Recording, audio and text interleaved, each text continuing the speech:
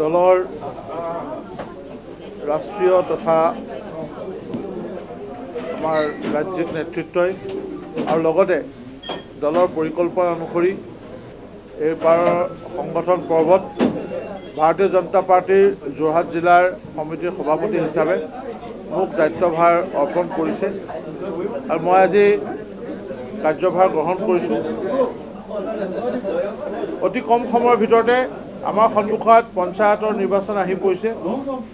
এই তিনিখলপীয়া পঞ্চায়ত ব্যৱস্থাৰ জৰিয়তেহে আমি কেন্দ্ৰত নৰেন্দ্ৰ মোদী ডাঙৰীয়া আৰু আমাৰ ৰাজ্যত ডক্টৰ হিমন্ত বিশ্ব শৰ্মা ডাঙৰীয়াৰ চৰকাৰে যিখিনি সমাজৰ বঞ্চিত নিপীড়িত বা লাঞ্ছিত শ্ৰেণীৰ বাবে যিখিনি অতি দূৰদৰ্শিতাৰে দূৰদৃষ্টিসম্পন্নতাৰে যিখিনি আঁচনি আনিছে, সেই শ্ৰেণীৰ জনসাধাৰণৰ সমাজৰ একেবাৰে তলৰ শ্ৰেণীত থকা জনসাধাৰণৰ জীৱন ধাৰণৰ মানদণ্ড উন্নত কৰাৰ মানসেৰে যিখিনি কাম আঁচনি আমাৰ চৰকাৰ দুখনে কেন্দ্ৰত ৰাজ্যত হাতত লৈছে, সেইখিনি তেতিয়াহে আমি সফল দিব পাৰিম, আমি ৰাইজৰ হাতত প্ৰকৃততে তুলি দিব পাৰিম।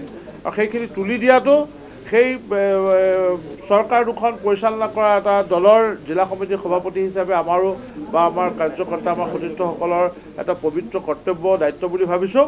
আৰু সেইকাৰণে আমি তিনিখলপীয়া পঞ্চায়ত ব্যৱস্থাটো যাতে আমাৰ সমভাৱা সম্পন্ন কিছু লোকে ইয়াত দায়িত্বভাৰ ল'ব পাৰে, তাৰ কাৰণে আমি যোৰহাট জিলাত আপ্ৰাণ চেষ্টা চলাম। আৰু মই আমাৰ দলৰ এই সময়ত কেইবাগৰাকীও জ্যেষ্ঠ নেতৃবৃন্দ আমাৰ মাজত উপস্থিত আছে, সকলোৰে আশীৰ্বাদ লৈছোঁ আৰু ল'ম, যিসকল আজি আহিব পৰা নাই বিভিন্ন কাৰণত।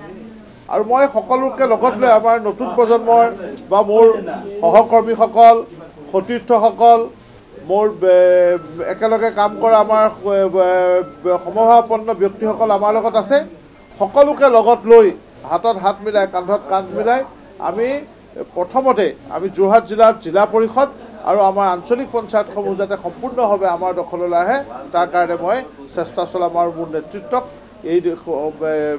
ইয়াৰ কামত লগাম।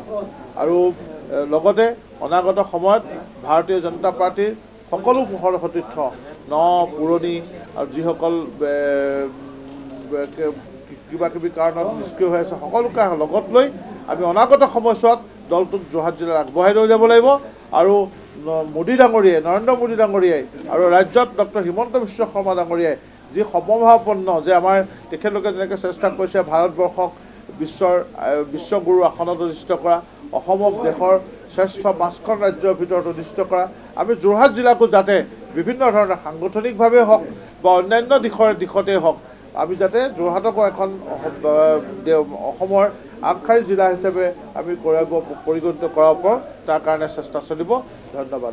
চাওক, অসমৰ প্ৰায়বিলাক জিলাই, প্ৰায় গোটেইবোৰ জিলাই আমাৰ পাৰ্টিৰ হাইকমাণ্ডে অসমৰ তথা আমাৰ মাননীয় শ্ৰদ্ধাৰ ডক্টৰ হিমন্ত বিশ্ব শৰ্মা ডাঙৰীয়া, মাননীয় মুখ্যমন্ত্ৰী, আমাৰ দলৰ সভাপতি ভৱেশ কলিতা ডাঙৰীয়াকে আদি কৰি সকলোৱে এক পৰিকল্পিত সুচিন্তাৰে আমাৰ জিলা সভাপতিবিলাকক নিয়োগ কৰিছে।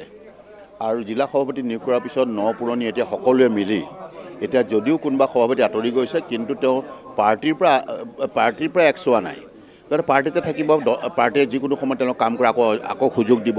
গতিকে সকলোৱে পুৰণি সকলো আমাৰ কাৰ্যকৰ্তাই মিলি, নেতাকৰ্মী মিলি আমি দলটোক আগুৱাই নিব লাগিব। আৰু সেই সূত্ৰে আগন্তুক পঞ্চায়ত নিৰ্বাচন একদম সমাগত।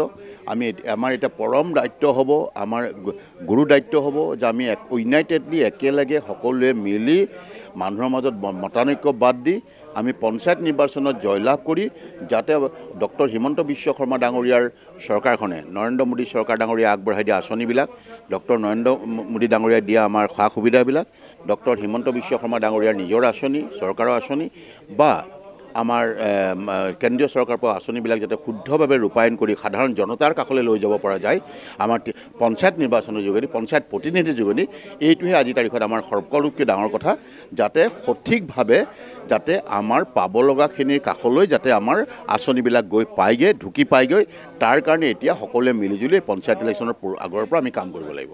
নমস্কাৰ, মোৰ নাম নিৰুপম শইকীয়া। এনি ভাৰত 24 এটা নতুন অনুষ্ঠান লৈ আহি আছে, জুবিনৰ গানে কি আনে।